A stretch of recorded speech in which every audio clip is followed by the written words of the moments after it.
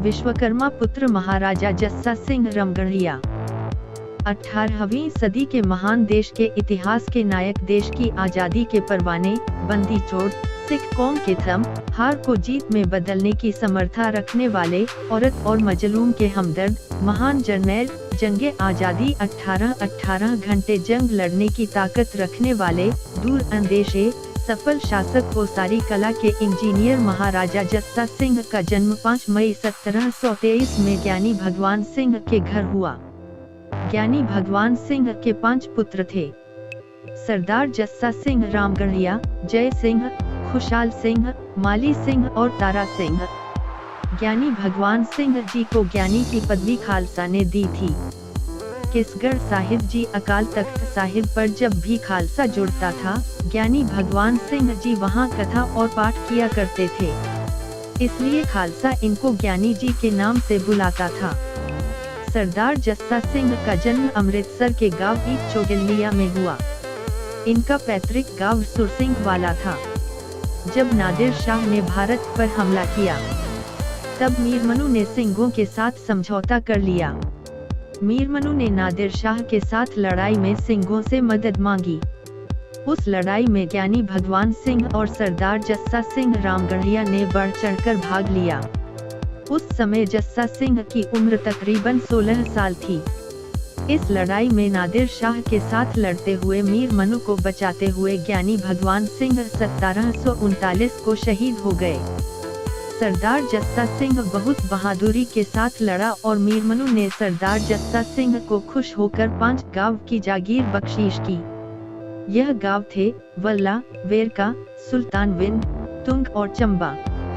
सरदार जस्सा सिंह रामगढ़िया के बाबा जी बाबा गुरदास जी ने गुरु गोविंद सिंह जी से अमृत चखा था। जिस नागिनी से सरदार बचित्तर सिंह ने हाथी को मारा था, वह नागिनी हरिदास जी ने अपने हाथों से बनाई थी। बाबा हरिदास सिंह बंदा सिंह बहादुर की बजवाड़े वाली लड़ाई में शहीद हुए थे। सरदार जस्सा सिंह रामगढ़िया ने 1762 में बड़े घल्लूघारे की जंग में बढ़ चढ़कर हिस्सा लिया और जंग की कमान की थी। इसके बाद सरदार जस्सा सिंह रामगढ़िया ने अनेक लड़ाइयां लड़ी। सरदार जस्सा सिंह 1746 ईस्वी में रामगढ़िया मिसल के सरदार बने। उस वक्त उनकी उम्र 22 से 23 साल थी। सरदार जस्सा सिंह जी ने 1748 में किला रामरौनी को पक्का करके किले का नाम रामगढ़ रखा था। सरदार जस्सा सिंह हर चीज का नाम गुरु रामदास जी के नाम पर रखते थे, जैसे किले का नाम रामरौनी, रामगढ़, लंगर का नाम रामरोटी, तोप का नाम रामबान आदि। 1761 में पानीपत की लड़ाई अहमद शाह अब्दाली और मरहट्टों में हुई। इस लड़ाई में अहमद शाह अब्दाली ने मरहट्टों को सदा के लिए खत्म कर दिया। दिल्ली लूटने के बाद तकरीबन 2000 लड़कियों को बंदी बनाकर ले जा रहा था। उस समय भारत के अंदर और किसी के पास ताकत नहीं थी कि अब्दाली को रोक सके।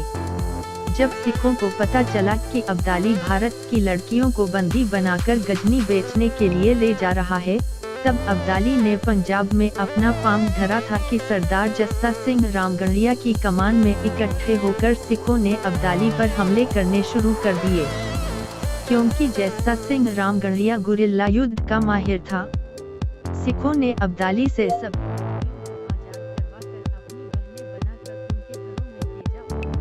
का सारा लूटा हुआ माल भी उससे छीन लिया। इसी वजह से लोग सिखों को बंदी छोड़ पुकारने लगे। बढ़े घल्लूघारे कल्लू के बाद अब्दाली ने सरहद से लाहौर को वापस जाते हुए 15 फरवरी 1762 को हरमंदिर साहब को बारूद से उड़ा दिया और सरोवर को कचरे से भर दिया। हरमंदिर साहब की एक ईंट उड़कर अब्दाली की नाक पर लगी, जिसके कारण अब्दाली को कैंसर हो गया, जो बाद में अब्दाली की मौत का कारण बना। बढ़े घल्लूघारे के बाद अब्दाली अमृतसर से होता हुआ लाहौर को चला गया। सरदार जस्सा सिंह रामगढ़िया की कमान में सरहद पर हमला कर दिया और तबाही मचा दी। यह तबाही बंदा सिंह बहादुर के हमले से कहीं ज्यादा थी। अमृतसर में 17 अक्टूबर 1762 को दिवाली का पर्व मनाने के लिए 60,000 खालसा एकत्र हुआ। परिक्रमा में चादर बिछाकर कार सेवा के लिए माया इकट्ठा की गई। हर एक ने अपनी क्षमता के अनुसार हिस्सा डाला। किसी ने 5, किसी ने 10, तो सरदार जस्सा सिंह रामगढ़िया ने इतिहासकार बख्शी सिंह आदिल के अनुसार 5 लाख हिस्सा डाला। आज शिरोमणि कमेटी सरदार जस्सा सिंह रामगढ़िया के बनाए हुए रामगढ़िया बुंगे को तोड़ने पर आमादा है। इसको ढहाकर खत्म करना चाहती है। 1767 में अब्दाली ने जब भारत पर हमला किया तब सरहद से वापस जाते हुए अब्दाली को सरदार जस्सा सिंह रामगढ़िया और जस्सा सिंह आहलूवालिया ने व्यास दरिया के किनारे पर घेर लिया। इसे ढिलवा की लड़ाई कहते हैं। इस लड़ाई में अब्दाली को खुद जंग के मैदान में आना पड़ा। अब्दाली 3 बार कैंप में सांस लेने के लिए गया। अब्दाली तौबा तौबा कर उठा और रात के अंधेरे में व्यास दरिया पार कर लाहौर चला गया और अब तक उसकी हिम्मत नहीं हुई भारत पर दोबारा हमला करने की। यह अब्दाली का आखिरी हमला साबित हुआ। इस लड़ाई में सरदार जस्सा सिंह आहलूवालिया गंभीर रूप से जख्मी हो गया और सरदार जस्सा सिंह रामगढ़िया 18 घंटे बिना खाए पिए पूरी हिम्मत के साथ लड़ा। सरदार जस्सा सिंह रामगढ़िया ने इस लड़ाई के बाद अपना राज कायम कर लिया और श्री हरगोविंदपुरे को अपनी राजधानी बना लिया और राज का विस्तार करना शुरू कर दिया, जिसके कारण दूसरी मिसलें सरदार जस्सा सिंह रामगढ़िया से ईर्ष्या करने लगी और एक ग्रुप तैयार किया। रामगढ़िया पर 1776 में हमला कर दिया। यह मिसलें थी आहलूवालिया, शुक्रकिया, भंगिया, घनैया। इस ग्रुप ने हमला ही नहीं किया, ऊपर से छल कपट की नीति भी अपनाई। मियानी के किले के लांगरी को खरीद कर रात को दरवाजा खुलवा दिए, जिसकी वजह से जस्सा सिंह रामगढ़िया को अपना इलाका छोड़ना पड़ा और महाराजा पटियाला अमर सिंह के पास चला गया। इसके बाद रामगढ़िया ने यूपी के कई इलाकों पर जीत हासिल की। यूपी के शहर चंदौसी पर हमला किया और शहर की लूटमार में बड़ी धन दौलत हाथ लगी। इस धन दौलत को बांटते वक्त सरदार बघेल सिंह और जस्सा सिंह रामगढ़िया में झगड़ा हो गया और सरदार बघेल सिंह जस्सा सिंह रामगढ़िया से अलग हो गया। एक घटना में बघेल सिंह ने समरू बेगम को अपनी बहन बना लिया और 1778 में दिल्ली के बादशाह आलम दूसरे के साथ दोस्ती की संधि कर ली। सरदार भगत सिंह ने शाह आलम के साथ मिलकर 1779 को पटियाले के ऊपर हमला कर दिया। सरदार जस्सा सिंह रामगढ़िया पटियाले की मदद के लिए आ गया। उस वक्त शाह आलम की फौज की कमान आलम शाह का लड़का कर रहा था। आलम शाह की फौज ने हार मान ली और शाही फौज का सारा सामान छीन लिया गया और दिल्ली वापस चला गया। इसके बाद सरदार रामगढ़िया ने दिल्ली के आसपास हमले करने शुरू कर दिए और 11 मार्च 1783 को दिल्ली पर हमला बोल दिया। सरदार जस्सा सिंह रामगढ़िया सब्जी मंडी, मुगलपुरा, मजनू टीले से होता हुआ लाल किले के लाहौरी दरवाजे के अंदर चला गया और किले के अंदर लूटमार करनी शुरू कर दी। आलम शाह अंदर छुप गया। बाद में समरू बेगम आगरे से आई। समरू बेगम ने अपने मुंह बोले भाई सरदार बघेल सिंह को साथ लेकर सरदार जस्सा सिंह रामगढ़िया के साथ आलम शाह का समझौता करवा दिया। आलम शाह दिल्ली का बादशाह बना रहेगा, खालसा शहर की लूटमार नहीं करेगा। बादशाह दिल्ली के मामले में 6 आने हिस्सा खालसे को देगा। कुछ इतिहासकार 8 आने भी लिखते हैं। इस दौरान जस्सा सिंह रामगढ़िया ने तख्ते हाउस, जिस पर बैठकर बादशाह फतवे सुनाते हैं, को उखाड़ लिया और दरबार साहिब लाकर स्थापित किया, जो आज भी रामगढ़िया बंगा में मौजूद है।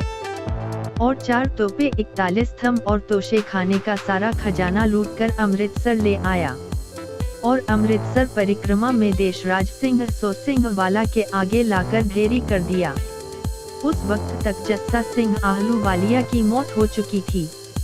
10 अक्टूबर 1783 सरदार जस्सा सिंह रामगढ़िया को पंजाब आने से रोकने के लिए एक ग्रुप तैयार हुआ था। इस ग्रुप में यह सरदार थे शेर सिंह भूरिया, गुरु भूरिया, गुरदीप सिंह ढलेवालिया, गुरबख्श सिंह अम्बाले वाला, बघेल सिंह। लेकिन जस्सा सिंह रामगढ़िया से जंग के दौरान यह ग्रुप हार गया और 3 घोड़े नजराना देकर माफी मांगी। सरदार जस्सा सिंह रामगढ़िया ने पंजाब में अपना राज कायम किया। हरगोविंदपुर को अपनी राजधानी बनाया। आपने राज में 360 किले और बुंगों की उसारी की। सरदार जस्सा सिंह ने अपने जीवन काल में श्री अमृतसर तुंग बेरकावल्ला सुल्तान बैंड बिंद चंबा पट्टी बटाला कुमार हरगोविंदपुरा गुमान कादिया कलानौर दीनानगर लाहौर मुकेरिया हाजीपुर तलवाड़ा सिंहपुरा बरनाला टांडा मंगूवाल दातारपुर में आनी कांगड़ा हरिपुर कसूर सिरोही रोहिल सिंगोला दिल्ली सहारनपुर मुजफ्फरनगर मेरठ हिसार सिरसा पर अपनी जीत दर्ज की। काम के इस महान जनरल जस्सा सिंह रामगढ़िया की मौत 20 अप्रैल 1803 को हुई। सरदार जस्सा सिंह रामगढ़िया की मौत के बाद उनके पुत्र सरदार जोध सिंह गद्दी पर बैठे। सरदार जोध सिंह भी अपने पिता की तरह सफल शासक और बहादुर थे। जर्नैल सरदार जोध सिंह की औलाद न होने के कारण सरदार जोध सिंह की मौत के बाद गद्दी के लिए खींचतान शुरू हो गई। इसका फायदा महाराजा रणजीत सिंह ने लिया। सरदार जोध सिंह के वारिसों में समझौता करवाने के बहाने महाराजा रणजीत सिंह ने धोखे से सबको कैद कर लिया और सारी रियासत पर कब्जा कर लिया और रामगढ़िया राज का अंत हो गया।